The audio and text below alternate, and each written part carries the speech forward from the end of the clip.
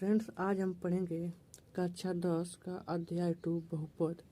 तो फ्रेंड्स, हम बहुपद में द्विघात बहुपद के शून्यकों और गुणांकों के बीच हम संबंध ज्ञात करेंगे। तो फ्रेंड्स, मान लीजिए कोई हमारा बहुपद दिया है, कोई हमारा द्विघात बहुपद दिया है f x equal to a x का square plus b x plus c, और इसके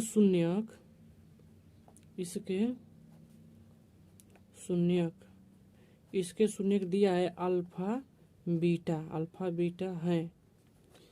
फ्रेंड्स, अगर हमको कोई द्विघात समीकरण दिया है या द्विघात बहुपद दिया है और इसमें बता रहे कि इसके शून्यक अल्फा बीटा है, तो हम शून्यकों का योगफल ज्ञात कैसे करेंगे। तो इसका हम लिखेंगे फार्मूला शून्यकों का योगफल। शून्यकों का योगफल। तो शून्य किसके दिया अल्फा बीटा, तो अल्फा प्लस बीटा है, दोनों को जोड़ दो। शून्यकों का योगफल अल्फा प्लस बीटा का मान होगा या माइनस का बी और अपान में ए। इसी फार्मूले से फ्रेंड्स हम शून्यकों का द्विघात समीकरण के शून्यकों का योगफल आसानी से ज्ञात कर सकते हैं। Alpha plus beta equal to minus का बी अपान का ए, जहाँ पर फ्रेंड्स ये जो बी है एक्स का गुणांक। बी क्या है? एक्स का गुणांक।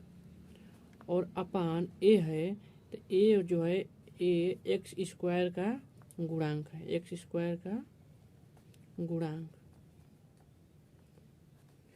फ्रेंड्स, अब इसी तरह से हम शून्यकों का गुणनफल का सूत्र लिखेंगे। शून्यकों का गुणनफल का सूत्र, तो शून्य लिखेंगे हम शून्यकों का गुणनफल।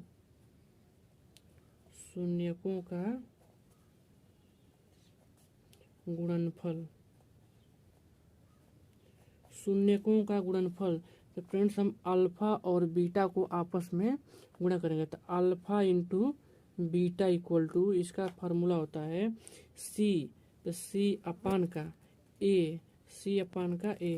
फ्रेंड्स, हम इसी सूत्र से शून्यकों का गुणनफल का हम मान आसानी से प्राप्त कर सकते हैं। जहाँ पर जो सी है ये अचर पद है। सी क्या है?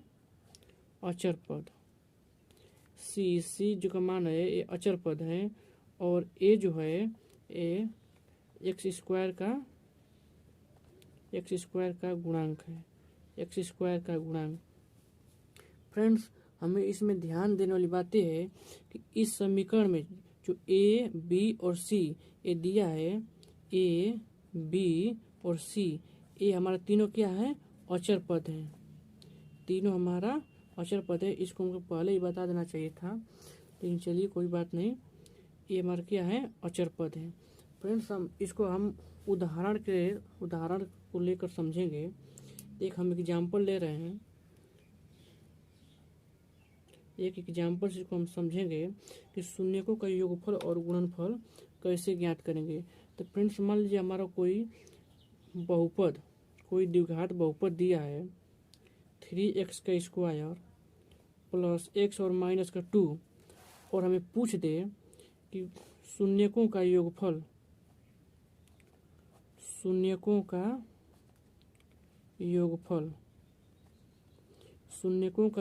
और गुणनफल ज्ञात कीजिए। फ्रेंड्स, इसको हम ज्ञात करने के लिए सबसे पहले इसमें से हम ए बी सी का मान हम ज्ञात करेंगे। तो फ्रेंड्स, हम ज्ञात करेंगे सबसे पहले ए का मान। तो जो ए का मान होता है, इस ए का हम तुलना इससे 3 से करेंगे। मतलब एक्स स्क्वायर का गुणांक ए है और यहाँ पर एक्स स्क्वायर गुणांक 3 है, इसलिए हम ए का तुलना 3 से करेंगे। तो ए का मान हमें 3 प्राप्त हो जाएगा, तो इसलिए इसका मान हो जाएगा 3। इसी प्रकार से हम बी को ज्ञात करेंगे। तो यहाँ पर देखिए बी का जो गुणांक है, एक्स का जो गुणांक है वो बी है, एक्स का गुणांक बी है, और यहाँ पर एक्स का गुणांक 1 है, यहाँ पर 1 छुपा है, तो इसका एक्स का गुणांक 1 हो जाएगा। तो इसी प्रकार से हम इसका और इसका जब तुलना करेंगे तो हमें b का मान 1 प्राप्त हो जाएगा। तो b का मान हम 1 लिख लेंगे। फिर c, तो c का तुलना जो अचर पद है c का तुलना हम 2 से करेंगे।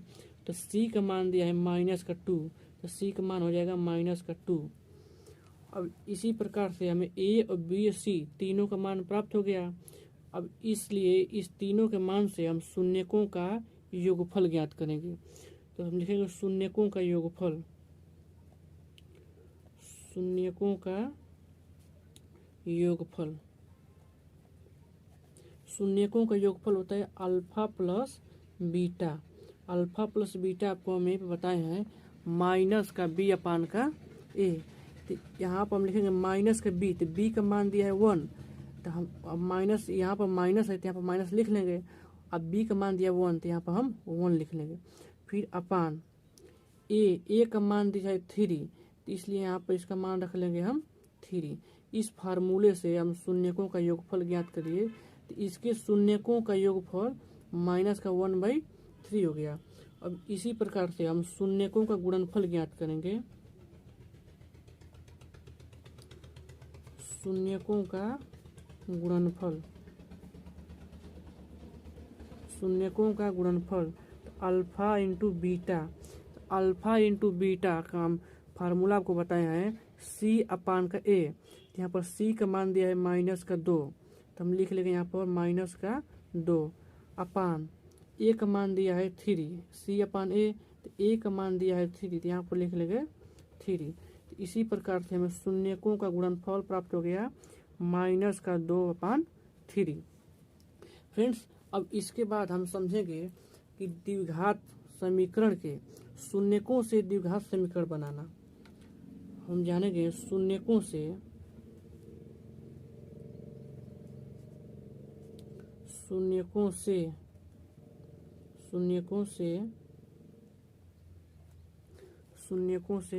द्विघात समीकरण बनाना। शून्यकों से द्विघात समीकरण बनाना या शून्यकों से द्विघात समीकरण ज्ञात करना। तो फ्रेंड्स, अगर मान लीजिए कि हमारा कोई किसी मान लीजिए किसी द्विघात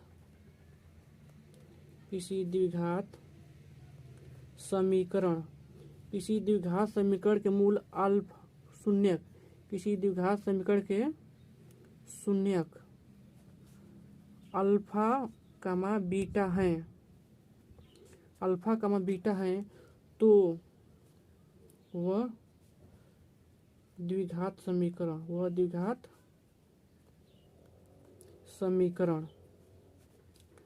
ज्ञात कीजिए।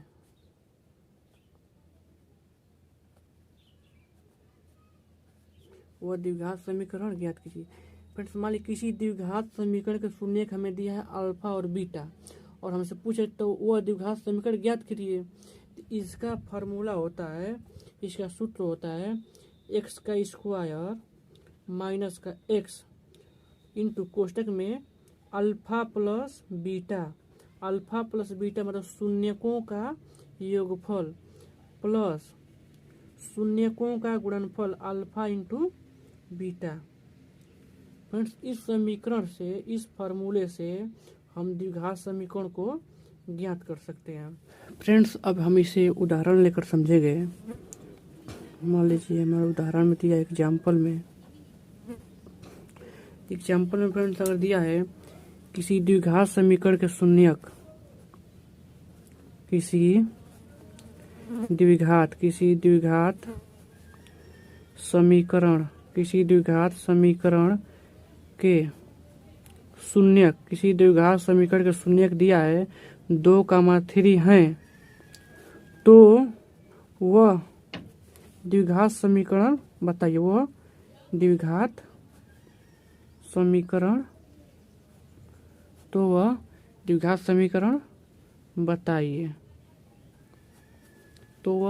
द्विघात समीकरण बताइए।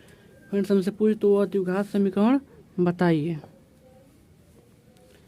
तो इसके लिए हम सबसे पहले हमको शून्यकों का योगफल और शून्यकों का गुणनफल ज्ञात होना यदि यहाँ पर शून्यकों का योगफल और शून्यकों का गुणनफल ज्ञात है तो हम द्विघात समीकरण आसानी से ज्ञात कर सकते हैं। तो इसके लिए हम सबसे पहले लिखेंगे शून्यकों का योगफल, शून्यकों का योगफल।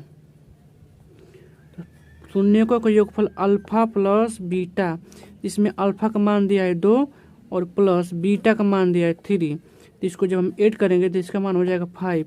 फिर इसी प्रकार से हम शून्यकों का गुणनफल ज्ञात करेंगे, गुणनफल शून्यकों का गुणनफल ज्ञात करेंगे। तो अल्फा इंटू बीटा, तो अल्फा का मान दिया है 2 और बीटा का मान दिया है 3। तो ये हो जाएगा 3 दूना के 6, तो इसका मान हो 6। फिर अब हम ज्ञात करेंगे तो वह द्विघात समीकरण। तो द्विघात समीकरण का हम फार्मूला यहाँ पर रखेंगे, यहाँ पर एक्स का स्क्वायर माइनस का x alpha plus beta plus alpha into beta. तो फ्रेंड्स हम यहाँ पर एक्स स्क्वायर को लिख लेंगे और minus x alpha plus beta का मान दिया है 5, तो यहाँ पर लिख लेंगे 5 प्लस अल्फा इंटू बीटा का मान दिया है 6, तो यहाँ पर लिख लेंगे 6। अब इसको हम एक्स का स्क्वायर माइनस का 5 के गुणा हम एक्स में करेंगे तो ये हो जाएगा 5x और प्लस का 6। इस प्रकार से हमें द्विघात समीकरण प्राप्त हो गया जो हमारे क्वेश्चन में पूछा गया है। तो वह द्विघात समीकरण यही है जिसका मूल 2,3 होंगे, जिसके शून्यक 2,3 होंगे। अर्थात शून्य का मतलब कि यह 2 से अगर x के स्थान पर, दोनों x के स्थान पर अगर हम 2 रख देंगे तो इस द्विघात समीकरण का मान 0 हो जाएगा। ठीक, और इसी प्रकार से अगर हम x के स्थान पर अगर 3 भी रख देंगे तो इस द्विघात समीकरण का मान 0 हो जाएगा। तो शून्यक वही होता है, शून्यक वही मान होता है जो इस द्विघात समीकरण के मान को 0 कर देता है। तो फ्रेंड्स इस प्रकार से हम द्विघात बहुपद के शून्यकों और गुणांकों के संबंध के बारे में समझ लिए। अब इसके अगले वीडियो में हम एक्सरसाइज 2B सॉल्व करेंगे।